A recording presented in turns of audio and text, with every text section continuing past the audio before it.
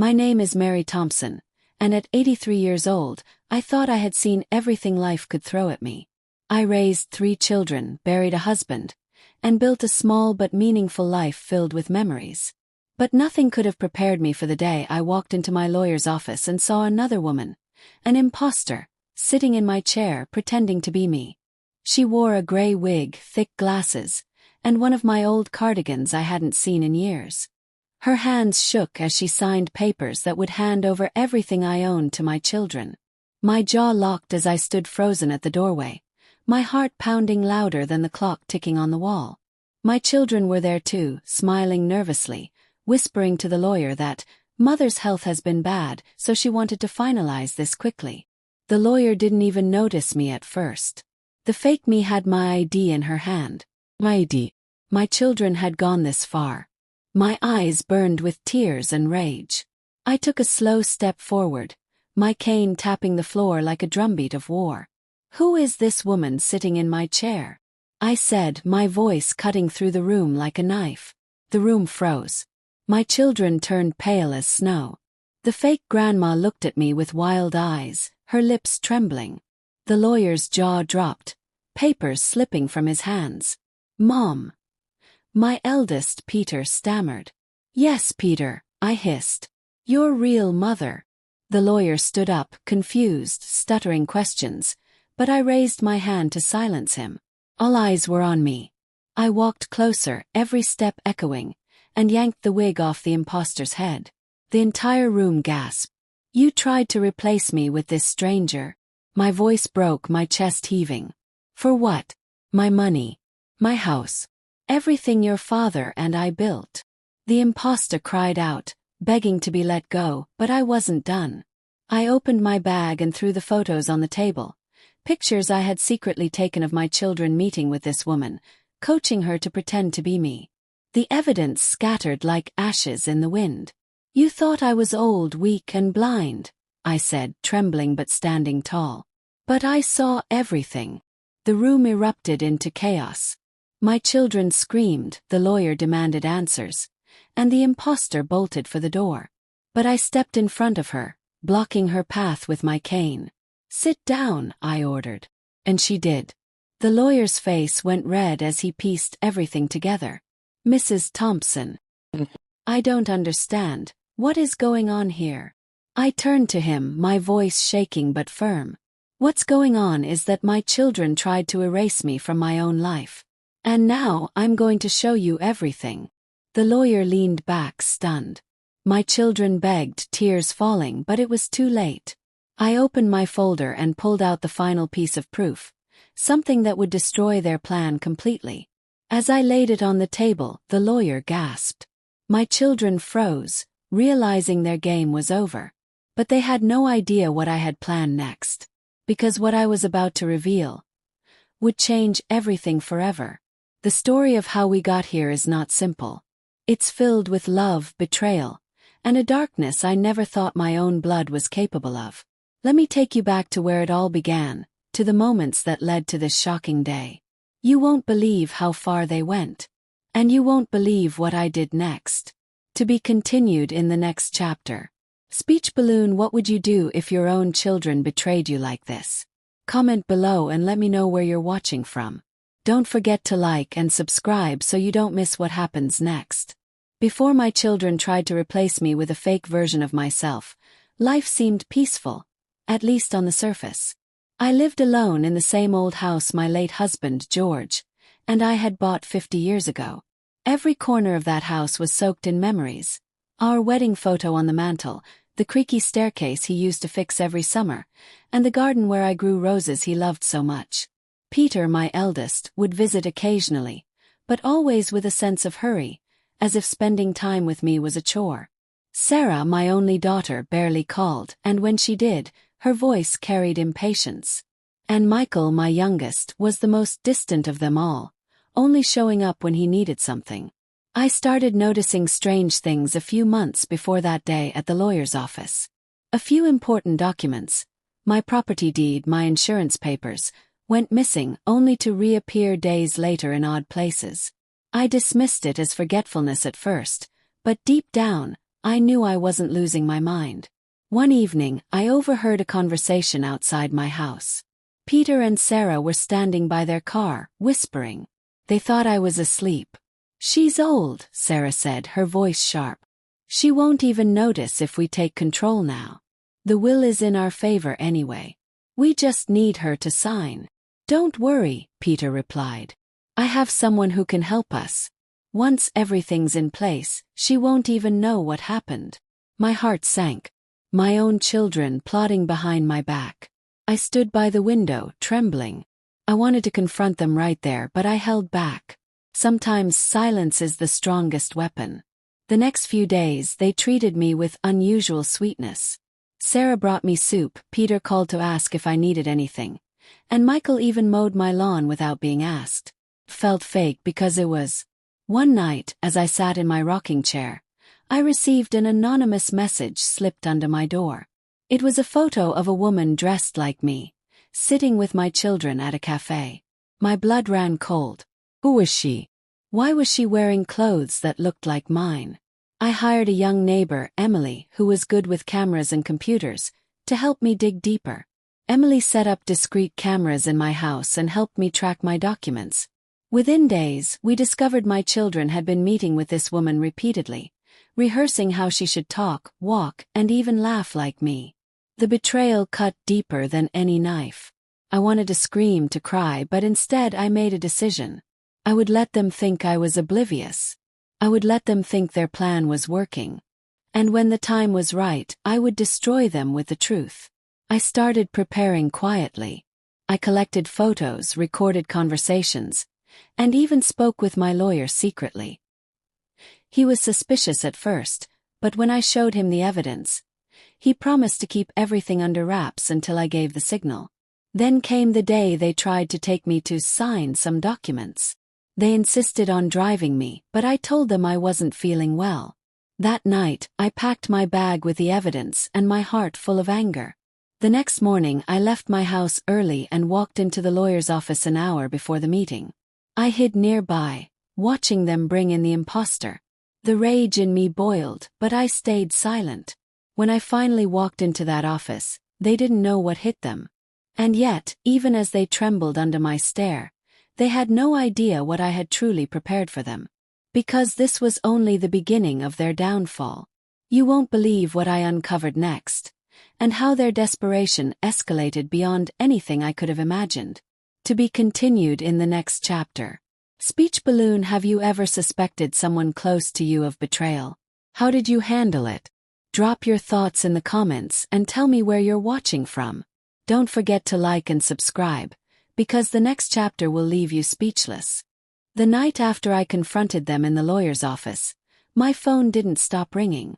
Peter, Sarah, and Michael bombarded me with calls, leaving voice messages that swung wildly between fake apologies and desperate threats. "Mom, you misunderstood everything," Peter said in one message, his voice dripping with forced sweetness. "You're making this harder than it needs to be," Sarah snapped in another. "Just sign the documents. It's for your own good." Their words echoed in my ears, a cruel reminder that my own flesh and blood saw me as an obstacle rather than their mother. I sat in my living room with the curtains drawn, listening to the rain tapping against the windows. Each drop felt like a countdown to something darker. I knew they wouldn't stop. And I was right. 2 days later, Sarah showed up at my door with a box of cookies and a smile that didn't reach her eyes. "Mom, we need to talk," she said, stepping inside without waiting for my permission. "You've been paranoid lately. You need rest." I raised an eyebrow. Paranoid? Or aware? She froze, gripping the box so tightly that crumbs spilled out. "Why are you doing this? We're your children. Don't you trust us?" Trust. The word tasted bitter in my mouth. I looked her in the eye and said, "Trust is earned, Sarah. And you've done everything to break it." She stormed out, slamming the door so hard the frame shook. My heart pounded, but I smiled faintly. Their panic was showing. That night, I found a small camera hidden under my kitchen shelf. They were watching me. My hands trembled as I pulled it out, my chest tight with a mix of fear and rage. Instead of destroying it, I turned it toward a blank wall. Let them think I didn't notice. The next morning, Emily came over with new evidence. She had managed to record a conversation between my children and the imposter at a motel. On the recording, Sarah was heard saying, "When Mom's gone, no one will question this. The house, the money, it's all ours." Tears welled in my eyes as I listened. My children were willing to erase me, not just legally, but as a person. I felt weak, but weakness can be a weapon if you use it right. I decided to play along, to let them think I was confused and ready to comply. I called Peter and told him, "Maybe you're right. Maybe I should sign whatever you want. Let's meet." He sounded almost relieved. "Good, Mom. That's the right decision. We'll take care of everything." But little did they know I was setting a trap. The following week, they arranged another meeting at the lawyer's office. I didn't tell anyone, not even Emily, what I planned to do. As I prepared that morning, I took one last look at the house George and I built together. "Don't worry, George," I whispered to the empty room. "They won't win." When I walked into the office that day, my children were already there, smiling nervously. The imposter was gone this time. They thought they didn't need her anymore. The lawyer looked uneasy, glancing between us. As they pushed the papers toward me, I reached into my bag and pulled out something that made them all gasp. It was the original will, signed, notarized, and hidden away where they couldn't reach it. But that wasn't all. Attached to it was an amendment they didn't know existed, one that would ensure they couldn't touch a single cent unless they proved their loyalty and care for me. Their faces turned white as I handed it to the lawyer. "I think you should read this out loud," I said calmly. As the lawyer's voice filled the room, my children shifted in their seats, their smiles vanishing. Every word of the amendment was a knife cutting through their plans. But what they didn't know yet was that I had gone one step further, something they would soon regret forever. Because I wasn't just exposing them. I was about to make them lose everything they thought they had gained. And when I revealed my next move, they would never see it coming. To be continued in the next chapter. Speech balloon: what would you do if your children plotted against you like this? Let me know in the comments and tell me where you're watching from. Stay tuned because the next chapter will turn everything upside down. Don't forget to like and subscribe so you don't miss what happens next. The lawyer's voice trembled as he read the amendment out loud. "In the event that my children attempt to coerce, manipulate, or deceive me into signing over my assets, they shall forfeit their rights to my estate. All properties and funds will instead be transferred to charitable organizations and trusted individuals of my choosing." Peter slammed his fist on the table. "Mom, what is this? You can't do this to us." I leaned back in my chair, my cane resting across my lap like a sword. "Oh, Peter, I already did. This amendment has been in place for years, signed by me and witnessed by my trusted lawyer. I knew one day greed might turn you against me." Sarah's face contorted with anger. "You're ruining your own family over some stupid suspicion." "Suspicion?" I said, my voice sharp as glass. "I have proof. Every meeting, every rehearsal with that woman you tried to use as me. I recorded it all. You didn't just betray me. You broke the heart of the woman who gave you life." Michael stayed silent, his hands shaking. He avoided my gaze like a guilty child. The lawyer cleared his throat. "Mrs. Thompson is within her rights. This amendment is legally binding. Unless you can prove she's mentally incompetent, which, given this evidence, you cannot, you have no claim." For a moment, silence filled the room. Then Peter leaned closer, his voice low and venomous. "This isn't over, Mom. You think you're clever, but you're old. We'll find another way." I stared straight into his eyes. "Try me." That night I barely slept. I knew they wouldn't give up. People consumed by greed never stop until they're either destroyed, or they destroy you. I had to stay ahead of them. The next week, strange things started happening. My car tires were slashed. My phone line mysteriously stopped working. One evening I heard footsteps outside my window, but when I looked, there was no one there. Fear gnawed at me, but I refused to break. Emily, bless her heart, installed extra cameras and even stayed with me some nights. "Mary, they're desperate," she whispered. "Be careful. I've lived through wars, heartbreak and betrayal," I told her. "I won't let my own children scare me." I made another quiet move. I contacted a private investigator who specialized in uncovering financial crimes. Within days, he found something shocking. Peter had taken out loans under my name. Sarah had transferred small sums from my accounts to hers, thinking I wouldn't notice. And Michael, he was secretly selling family heirlooms online. The evidence was piling up, and so was my anger. But I didn't confront them yet. Well, I would wait until the perfect moment to drop everything on them at once. The lawyer helped me draft another document, one that would not only block them from my estate but legally press charges if they continued. It was ready. All I had to do was deliver it. But before I could, something happened that pushed everything to the edge. One night, as I returned from a church service, I found my front door wide open. The house was ransacked, drawers overturned, photos smashed, and my safe pried open. They had stolen the remaining documents they thought they needed to reclaim control. Little did they know the documents in that safe were decoys.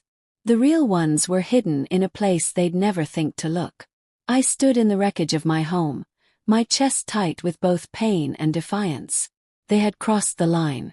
They weren't just plotting, they were attacking me now. I called the police, filed a report, and sent the footage from my hidden cameras to my lawyer. But I knew the law moved slowly. I needed to act fast before they tried something even worse. Because I overheard Sarah's voice on one of the recordings that night, and her words froze my blood. "If she won't give it to us, maybe she won't be around to stop us." That was it. They weren't just trying to rob me anymore. They were planning something far darker. The next morning I packed a small bag, secured the real documents, and made a call to someone they never expected me to contact. An old friend of George's, a retired judge who owed me a favor. I wasn't just going to expose them. I was going to destroy their entire scheme, publicly and legally. But to do that, I needed to walk right back into the lion's den. What happened next will send chills down your spine. To be continued in the next chapter. Speech balloon: what do you think Mary should do next to protect herself? Share your thoughts in the comments and tell me where you're watching from. Don't forget to like and subscribe, because the storm is just beginning. The morning air was cold when I stepped out of my house with my bag clutched tight. I wasn't running, I was preparing for battle. My children thought they had backed me into a corner, but they had no idea I had weapons they couldn't see coming. The first stop was Judge Henry's house. George had always trusted him, and over the years, Henry had become like family. When I told him everything, the fake grandma, the stolen documents, the threats, his jaw clenched with anger. "Mary," he said firmly, "you're not just dealing with greedy children, you're dealing with criminals. They've crossed legal lines, and I'll make sure they answer for it." He connected me with the district attorney's office, who was eager to review the evidence I had gathered. Within hours, they opened an investigation. Still, the law needed time, and I knew my children wouldn't sit quietly while it unfolded. That evening, I returned home to find Sarah waiting on my porch. Her eyes were red, as if she'd been crying, but I knew better. "Mom," she said softly, "we don't have to keep fighting. Just give us what we deserve." "What you deserve?" Snap. "You deserve prison for what you've done." She flinched, then her expression hardened. "Fine. You want to play it this way. Don't blame us for what happens next." I watched her walk away, my heart heavy but my resolve stronger than ever. They were planning something. I could feel it. 2 days later, while I was at the market, Emily called me in a panic. "Mary, someone tried to break into your house again." I scared them off, but they left a message. When I got home, there it was, spray painted across my front door. "Give up or else." My knees went weak, but I didn't cry. Instead, I called the police, filed another report, and handed over all my security footage. The officers promised to increase patrols near my house, but I knew my children were growing more reckless. That night, I sat in my kitchen, staring at George's photo. They think they can scare me, George.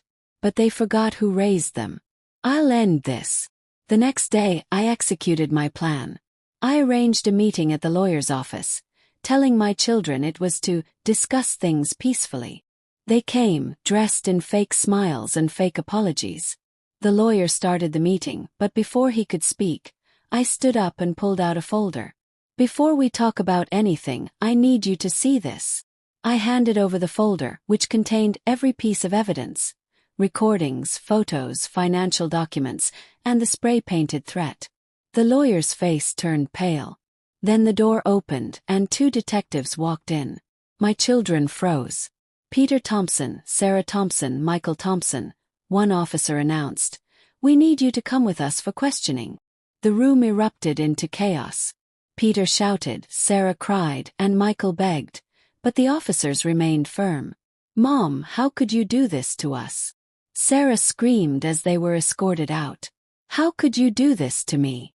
I shouted back, my voice shaking. The lawyer leaned toward me. "Mrs. Thompson, this changes everything. They're going to face serious charges." But even as I stood there, victorious, I knew the fight wasn't over. Because people like them, when cornered, become dangerous. That night, I received an anonymous call. A distorted voice whispered, "You think you've won, but you haven't. Watch your back." Then the line went dead. Fear crept into my bones, but I refused to let it control me. I tightened my grip on my cane and whispered to myself, "Let them come. I'm ready." Because the next move would be mine, and it would be the one that ended everything. You won't believe how far they went next, and how close I came to losing everything. To be continued in the next chapter. Speech balloon: Do you think Mary should forgive her children or let them face the full consequences? Comment below and tell me where you're watching from. Like and subscribe, because the next chapter will shock you to your core. The anonymous call kept echoing in my head long after it ended. I didn't sleep that night. Every creak in the house made me sit upright, my heart pounding. I kept a small lamp on, clutching my cane as if it were a weapon. For the first time in my life, my own home didn't feel safe. The police assured me they were monitoring the situation, but I knew my children were desperate. When people have nothing left to lose, they become dangerous. And my children were proving that more and more every day. 2 days later, I went to the grocery store with Emily. We were halfway down an aisle when I saw Sarah at the end, staring at me with a cold, dead look in her eyes. Before I could say a word, she turned and disappeared into the crowd. My chest tightened. She was watching me, waiting for the right moment. That night, I double-locked every door and window. Around midnight, I heard a noise. Soft footsteps on my porch. I held my breath and grabbed the phone, dialing the police while slowly peeking through the curtains. There was no one. Just the empty porch under the glow of the streetlight. The officers came, searched the area, and found nothing. But I knew they had been there. I could feel it in my bones. The next morning, I received a letter shoved under my door. "Drop the charges, or we'll make sure you never leave this house alive." My hands trembled as I read it. This wasn't just about greed anymore. They were willing to end my life to get what they wanted. I didn't panic. Acted. I went to Judge Henry and the detectives, handing them the letter. They took it seriously, promising to put my house under constant surveillance. But I knew that wasn't enough. I needed to end this before they succeeded in whatever they were planning. I came up with an idea, risky but necessary. I told the detectives I wanted to lure my children into a trap. We staged a fake signing meeting at the lawyer's office, making it seem like I was finally giving in to their demands. They took the bait. On the day of the meeting, the lawyer's office was secretly wired with cameras and microphones. I arrived early, pretending to be frail and confused. When Peter, Sarah, and Michael walked in, they were smirking like vultures. "Mom, you made the right choice," Peter said. "Yes, Mom," Sarah added sweetly, her eyes glinting with malice. "We just want to take care of you." I played along, signing papers that were actually blank. Then, when they relaxed, I leaned forward and said softly, "Do you really think I'm that stupid? their faces twisted with confusion just as the detectives stepped out from a hidden room. Cameras flashed, voices rose, and before my children could react, the officers arrested them again, this time with a mountain of evidence against them. But as they were taken away, Sarah shouted, "You haven't seen the last of us. We'll get you for this, Mom. You'll regret everything." Her words chilled me. Even in handcuffs, her hatred burned like fire. That night, while I sat in my quiet house, I received one last call. It was Michael calling from jail. His voice was shaking, almost broken. "Mom," he whispered, "they're planning something even bigger. You have no idea what's coming." The line went dead. My blood ran cold. What else could they possibly do from behind bars? I didn't have the answer yet, but I knew one thing. The war wasn't over. Because the next thing they tried nearly cost me my life. To be continued in the next chapter. Speech Balloon, what do you think Sarah and her brothers are planning next? Share your thoughts in the comments and tell me where you're watching from. Like and subscribe, because the next chapter will leave you breathless. Michael's warning haunted me. They're planning something even bigger. Oh, they were behind bars. Yet, I knew my children well enough to understand they had friends, connections, maybe even people willing to do their dirty work on the outside. For the next few days I lived on edge. The police patrolled my street, but fear still clung to me like a shadow. Emily stayed over every night, refusing to leave me alone. 3 nights later, around 2 a.m., I woke to the smell of smoke. My eyes shot open. My curtains were glowing orange. I stumbled to the window and saw flames licking the edge of my porch. Someone had thrown a firebomb. "Emily! Call 911. I screamed, grabbing the fire extinguisher. My hands shook as I sprayed the flames, choking on the thick smoke. Neighbors rushed over with buckets of water. By the time the fire department arrived, half my porch was charred black, but the house stood. The investigators confirmed it was arson. I knew instantly who was behind it. They might have been locked up, but Sarah had friends with dangerous tempers. I was furious. They were no longer just trying to steal my life, they were trying to end it. The next morning I went to the police with everything. The detectives tightened their case, uncovering messages Sarah had sent to an associate on the outside. She had promised him a cut of the inheritance if he took care of me. With this new evidence, charges against my children escalated from fraud to attempted murder. The DA was ready to press the harshest penalties possible. But deep down I still felt something wasn't right. There was another layer to their plan. And then it hit me. I hadn't checked George's old safe deposit box in years. Something told me they knew about it and what was inside. I rushed to the bank with Emily. When we opened the box, my heart nearly stopped. The folder containing George's original business shares and hidden investments was missing. "They've already got to it," I whispered, clutching the empty box. We checked the security footage. Sure enough, a week earlier, a woman dressed in a wig and glasses, disguised to look like me, had accessed the box with a forged signature. They had managed to pull this off before their arrests. Those shares were worth millions. Without them, my financial security was at risk. I felt the walls closing in, but I wasn't giving up. I contacted Judge Henry, who put me in touch with a financial crimes expert. Together, we traced the shares to an offshore account under a fake name connected to Sarah's associate.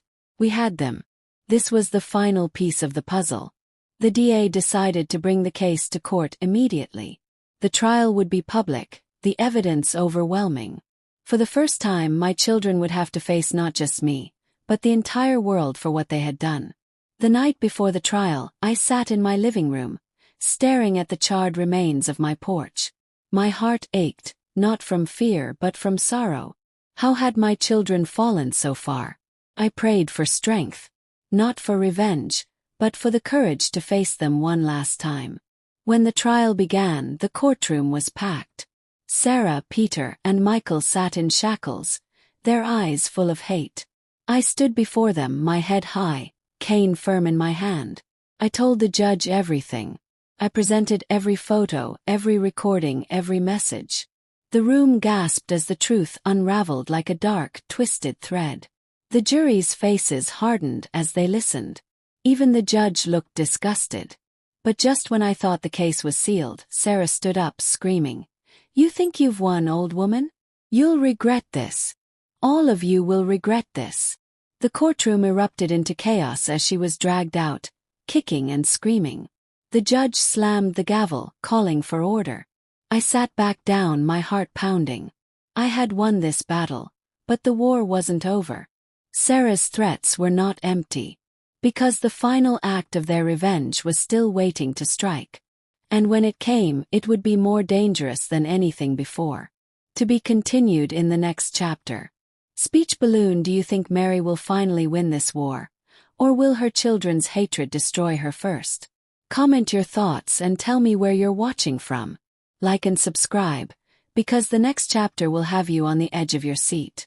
The trial dragged on for days, every session pulling out secrets I wished had stayed buried. I learned my children had been plotting against me for almost a year. They forged my signature on dozens of documents, created fake IDs, and even planned to declare me mentally incompetent. Hearing the details made me sick to my stomach. Despite the mountain of evidence, Sarah's threats echoed in my mind. She was cunning, manipulative, and dangerous. Even in court, she stared at me with a cold smile that sent chills down my spine. On the 5th day of trial, something unexpected happened. During the lunch break, a man approached me outside the courthouse. He was tall, wearing a hoodie pulled low over his face. "You need to stop this," he whispered. "Sarah has people outside. They'll hurt you if you keep going." Before I could respond, he disappeared into the crowd. My knees nearly gave out. Emily rushed to my side, holding me up. "Mary, you can't ignore that," she said. "They're not just bluffing anymore." "I won't stop," I replied, my voice trembling but firm. "This ends with me, not with them." That night I was placed under police protection. 2 officers stayed outside my house, their presence a thin wall between me and the danger lurking beyond. But my children's hatred seeped through every crack. The next morning I woke to find a dead bird on my porch, its neck twisted. A note was pinned to its wings. "The next one will be you." I handed it to the detectives, who grew more concerned than ever. They increased my security, but I knew fear wouldn't protect me. Only courage would. When the trial resumed, the prosecution presented the evidence of attempted arson, fraud, and theft of George's shares. The courtroom was silent as the recordings played, my children's voices plotting my downfall. Finally, it was my turn to speak. I stood, my cane trembling in my hand, and addressed the jury. "These are my children," I said, my voice breaking. "I loved them. I raised them. I gave them everything. And they tried to erase me from my own life. I'm not asking for revenge. I'm asking for justice." There wasn't a dry eye in the room. Even the judge looked moved. The defense tried to argue they were under stress, that they only acted out of fear of losing their inheritance. But the jury saw through their lies. As the closing arguments ended, I thought the worst was behind me. But just as the judge prepared to read the verdict, chaos erupted. A man in the audience stood up, shouting, and pulled something from his coat. The officers tackled him before he could act, but my heart nearly stopped.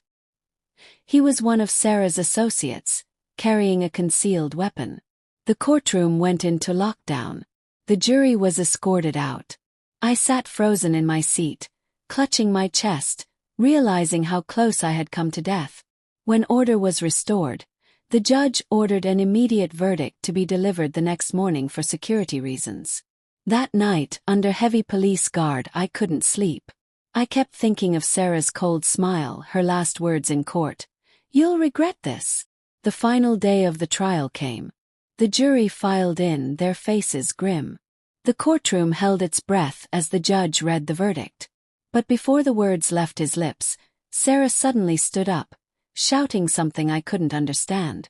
The guards grabbed her, but not before she screamed one chilling sentence that froze everyone in the room. "Even if we lose today, Mom, you'll never be safe." We've already set everything in motion." The judge's gavel slammed down, silencing the room.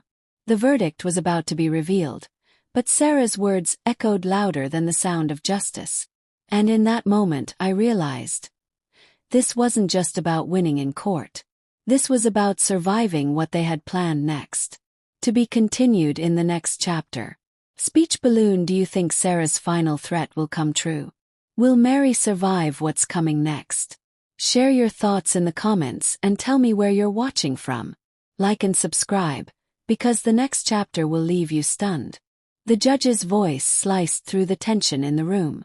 We, the jury, find the defendants, Peter Thompson, Sarah Thompson, and Michael Thompson, guilty on all charges. A loud murmur swept across the courtroom. The gavel slammed down again as the judge continued, sentencing them to decades in prison for fraud, attempted murder, and conspiracy.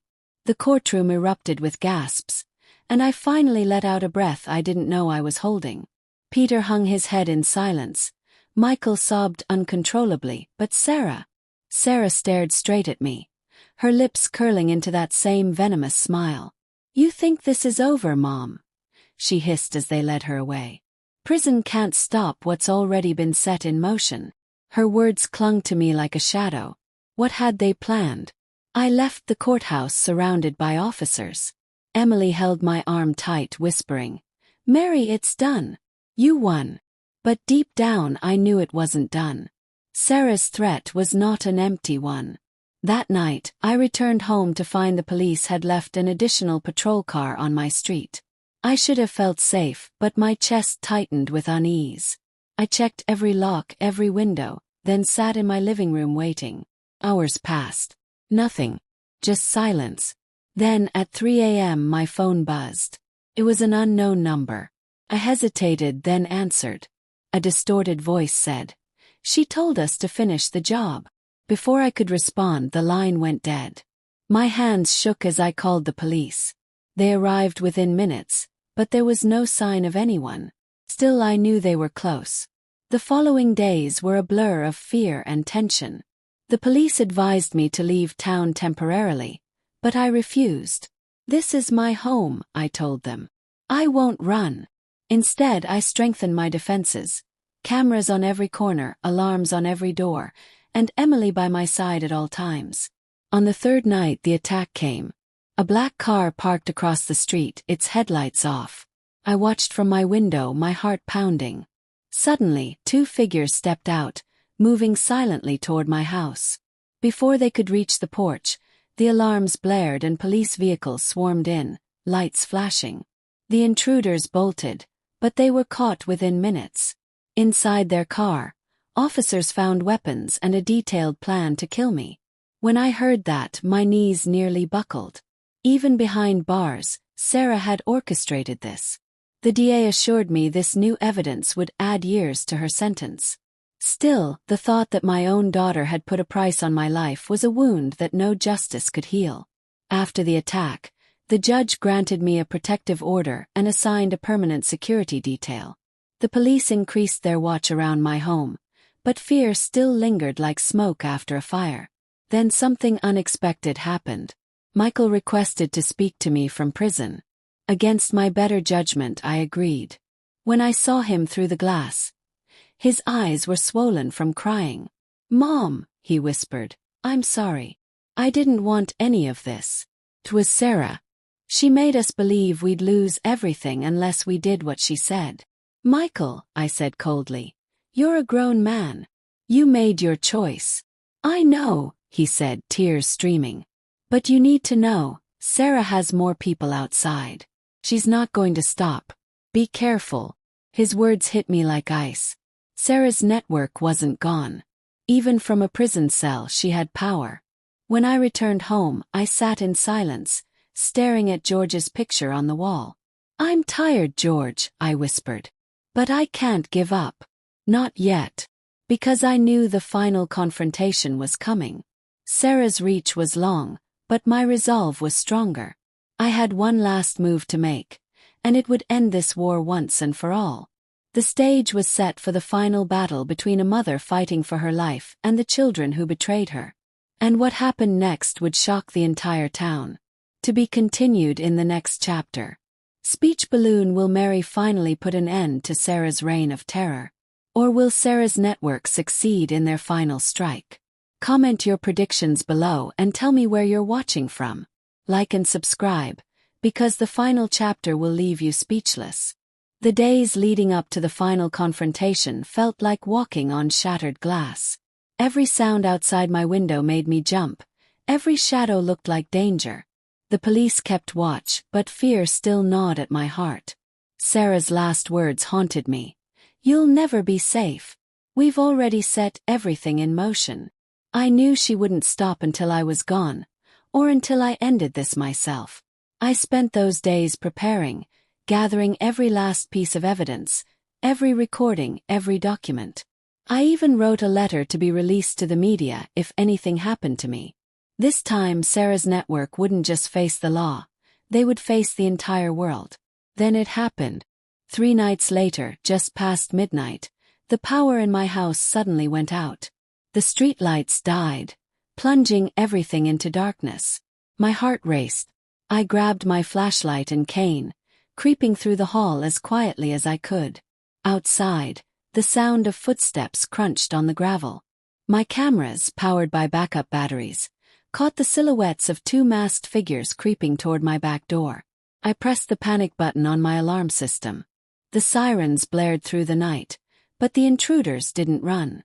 They smashed the back window and crawled inside. Emily screamed from the upstairs room. "Mary! They're inside!" I stood my ground in the hallway, flashlight shining in my trembling hand. "Get out of my house!" shouted. One of the masked men lunged toward me, but before he could reach, the police burst through the front door, guns drawn. The intruders were tackled to the floor, their weapons clattering across the tiles. My knees gave out and I sank to the floor, clutching my chest as officers swarmed the house. The men were dragged out in handcuffs, shouting that Sarah sends her regards. That was it. The final proof. Even from prison, Sarah had ordered my death. The next morning, the DA announced new charges against Sarah, this time for attempted assassination. She would spend the rest of her life behind bars without the possibility of parole. Peter and Michael were moved to different prisons, far from her influence. But I wasn't done. With Judge Henry's help, I petitioned to have Sarah declared legally incapable of handling any finances, and all her hidden accounts were seized. Every penny she had stolen was frozen and redirected to charities for abused elders. My final act of justice. The media picked up the story, dubbing it the case of the fake grandma. Neighbors I hadn't spoken to in years came to my house, bringing food, hugs, and apologies for ever doubting me. I stood in the middle of my garden, feeling the sun on my face, knowing the nightmare was finally over. 1 week later, I visited the prison one last time. Sarah sat across from me, her eyes full of rage and emptiness. "You won," she spat. "No," I said softly. "I survived. There's a difference." She glared at me, but I could see behind her anger, a hollow shell of the daughter I once knew. "I don't hate you, Sarah," I said, standing. "But I'll never forgive you. And I'll never let you hurt me again." With that, I walked away, leaving her to the life she had chosen for herself. Months passed. My house was repaired, my life slowly stitched back together. Emily remained by my side, like the granddaughter I never had. We planted new roses in the garden, bright red ones, the color of strength and survival.